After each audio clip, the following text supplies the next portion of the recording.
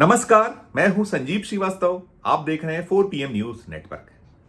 प्रधानमंत्री नरेंद्र मोदी जी के कदम की देश ही नहीं बल्कि दुनिया भर में आलोचना हो रही है।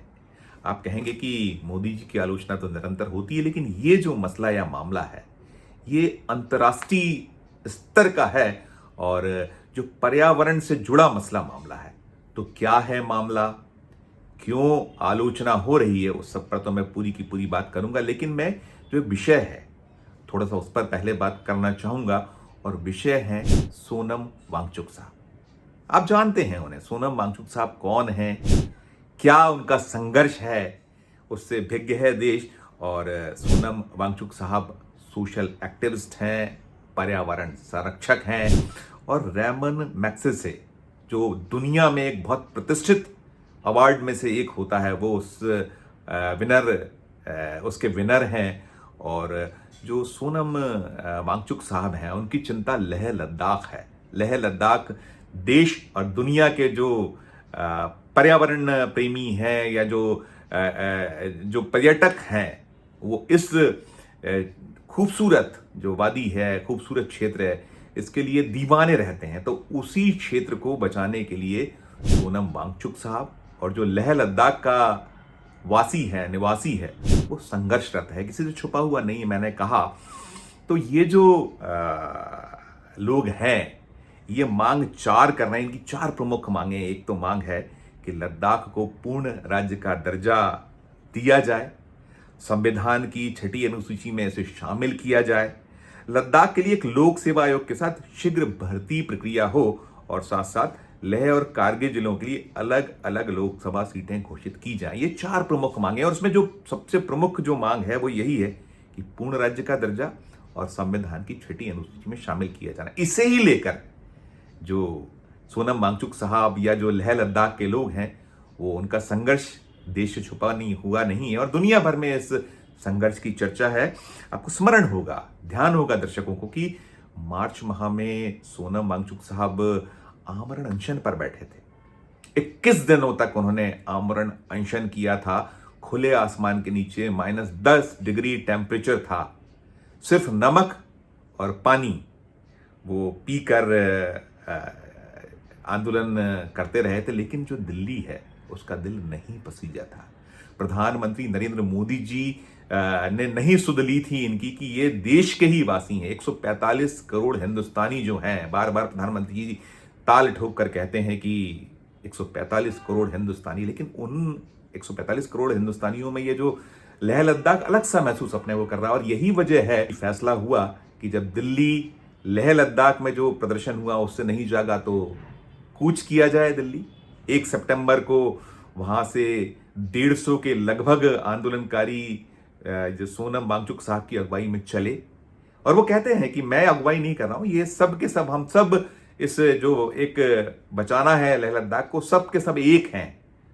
700 किलोमीटर का सफर तय कर हरियाणा बॉर्डर उन्होंने पार की थी, और सोमवार देर शाम हरियाणा बॉर्डर के बाद जो सिंधु बॉर्डर है, ध्यान होगा, जो किसान आंदोलन में बड़ा चर्चित, इसके बारे में बहुत बताने की आवश्यकता नहीं है, वहां इन आंदोलनकारियों को डिटेन कर लिया गया है। और जो पूरी यात्रा रही है उस यात्रा को लेकर बार बार सोशल मीडिया पर वांगचुक साहब सूचनाएं साझा कर रहे थे, और उन्होंने ये जो हुआ है इसे लेकर भी क्या कुछ अंदेशा जताया था। सुनिए आप, उन्हीं ने ये वीडियो जारी किया है और क्या कुछ कहा है, पहले वो सुनिए फिर मैं आगे की बात करूँ। नमस्कार जूले, मैं अभी ये वीडियो रिकॉर्ड कर रहा हूँ उस बस से जिससे हम पंजाब से दिल्ली जा रहे हैं।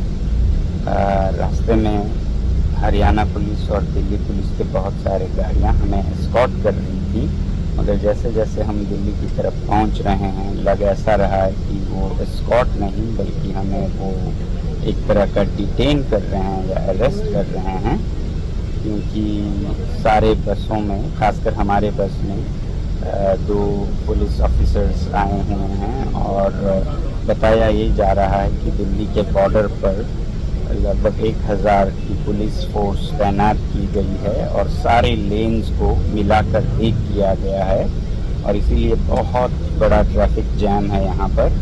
वैसे ही हमें बताया गया कि लद्दाख भवन, जहाँ पर लद्दाख के नेता ठहरे हैं, उन्हें बैरिकेड करके एक तरह का हाउस अरेस्ट किया गया है। और जो लद्दाख के स्टूडेंट्स दिल्ली में हैं, जिस मोहल्ले में या इलाके में हैं, वहाँ भी बैरिकेड्स किए गए हैं। तो हमें शायद डिटेन किया जाएगा। इसके बाद मैं आपको वीडियोस भेज पाऊँ या ना पाऊँ, ये सोचकर मैं बस में से ही ये वीडियो भेज रहा हूँ। इससे पहले, कुछ देर पहले, एक नोटिफिकेशन दिल्ली पुलिस कमिश्नर से आया, जिसमें कि उन्होंने सेंट्रल और नॉर्थ दिल्ली पूरे में एक ऑर्डर लगाया, जो कि सेक्शन 144 जैसा ही है, नाम कुछ और है, जिसके अंतर्गत 5 आदमी से ज़्यादा जुट नहीं सकते हैं 30 तारीख से 6 अक्टूबर तक। तो लगता है कि ये जो पद यात्रा है उसको वो नहीं होने देना चाहते हैं। हालांकि ये बिल्कुल पीसफुल था, इस पे रोकने की पूरी कोशिश की जा रही है। और इसके बाद हमें डिटेन किया जाएगा, अरेस्ट किया जाएगा, कहाँ ले जाएंगे कुछ पता नहीं है। तो ये मैं वीडियो अभी आपके लिए बना के रख रहा हूँ। आप लोग इसके बाद शायद समाचार में सुनेंगे क्या हो रहा है। Thank you very much. जय हिंद। हौसले फिर भी बुलंद हैं, क्योंकि देश हमारे साथ है, सच्चाई हमारे साथ है, और सच्चाई की ही जीत होगी। जय हिंद। तो सुना आपने, ये बताया वांगचुक साहब ने कि क्या कुछ पूरा का पूरा घटनाक्रम हुआ, कैसे पुलिस उनके साथ चल रही थी, किस तरीके से दृश्य था और कैसे डिटेन किया गया।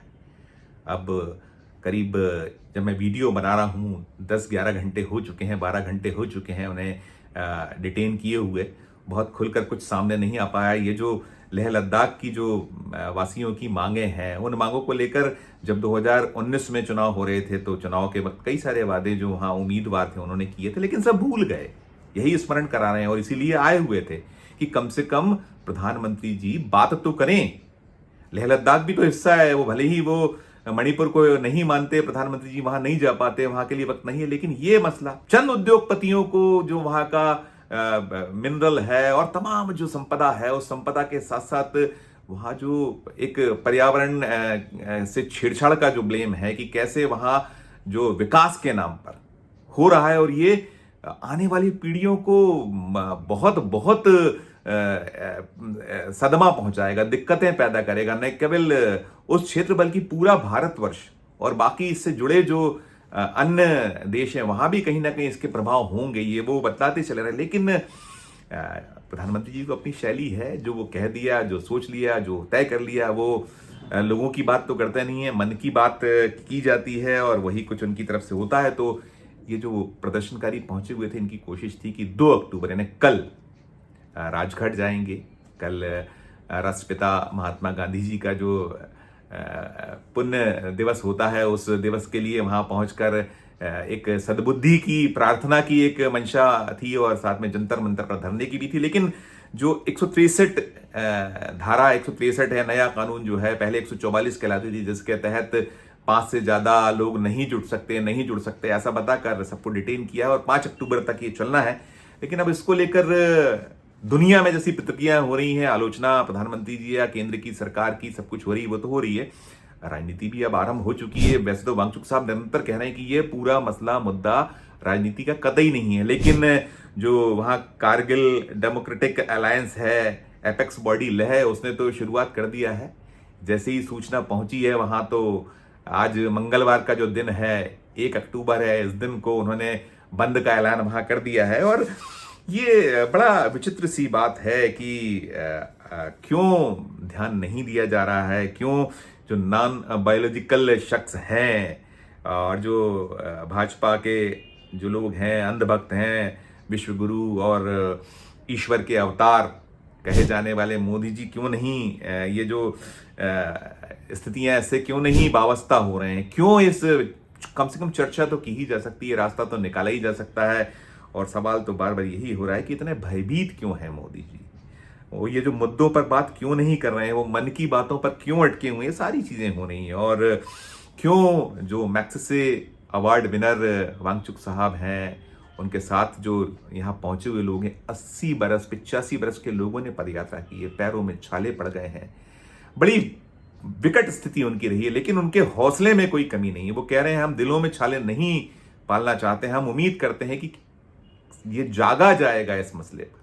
पर्यावरण को बचाना सरकार की जिम्मेदारी है, तो सारी चीजें हैं। और 2047 के भारत और तमाम बातें जो हो रही हैं केंद्र की सरकार की ओर से, जिससे बार बार कहा जाता है कि बेफिजूल हैं और अजीब सी बातें हैं, इन सब को लेकर जो एक रार है, तकरार है, और फिर कहा यही जाता है कि जो 56 इंच का सीना राहुल गांधी जी ने तो कह ही दिया सिकुड़ चुका है 2024 के बाद, भयभीत हैं। और बार बार पहले भी कहा गया है कि वो भले ही मन की बात करें, लेकिन उनका भय जाता नहीं है। भय है उनके मन में, वो बना हुआ है, और वो सिर्फ और सिर्फ मेरी जो मर्जी वाली स्थिति उसको लेकर है। लेकिन ये मसला, ये मुद्दा फिर सुर्खियों में, चर्चाओं में है। वो जो आमरण अनशन के दौरान पूरे विश्व में इसकी गूंज हुई थी, वैसी ही गूंज जो है पुनः शुरू हो गई है। और लगता यही है कि सरकार को कहीं जागना चाहिए, कदम उठाना चाहिए। सोनम वांगचुक साहब या जो लेह लद्दाख के वासी हैं, आए हुए जो लोग, उसमें युवा भी हैं, जो हैं बुजुर्ग भी हैं, तमाम उम्र के लोग हैं, उनकी मांग पर ध्यान दिया जाना बहुत जरूरी है। वरना आने वाली पीढ़ियां, शायद आज के जो शासक हैं वो तो चले जाएंगे, हम आप रहेंगे नहीं रहेंगे, ये सोनम वांगचुक साहब या और लोग रहें ना रहें जो आज कोशिश कर रहे हैं, लेकिन माफ तो नहीं किया जाएगा आज के शासकों को। तो शायद चेतना और देखना चाहिए कि क्या कुछ रास्ता निकाला जा सकता है। छोड़िए अहम, हो गया बहुत, आपको उसका भुगतान करना पड़ा है, लेकिन देश को बचाने के लिए, पर्यावरण को बचाने के लिए अगर आप यू टर्न लेंगे तो आपकी आलोचना भी थमेगी और आपको सराहा जाएगा। मोदी साहब देखिए, सोचिए आप। इस वीडियो में फिलहाल इतना ही। इस मसले से जुड़ा और जो अपडेट होगा अपने 4 PM के दर्शकों तक पहुंचाते रहेंगे। हमारा अनुरोध होगा कि ये जो लेह लद्दाख के वासी और वांगचुक साहब जो संघर्ष कर रहे हैं, इसे लेकर आपकी प्रतिक्रिया, आपकी टिप्पणी क्या है, इस वीडियो के कमेंट बॉक्स में जाकर जरूर कमेंट कीजिएगा। इस वीडियो को अधिक लोग शेयर भी कीजिए कि पर्यावरण को बचाने के लिए वो भी जुड़ें।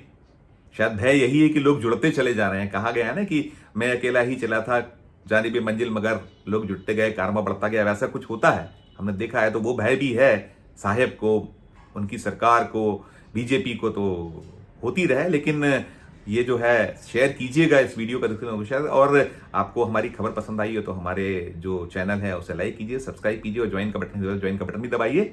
प्यार और इस्तेमाल रखिए और देखते रहिए 4 PM न्यूज नेटवर्क। धन्यवाद, नमस्कार।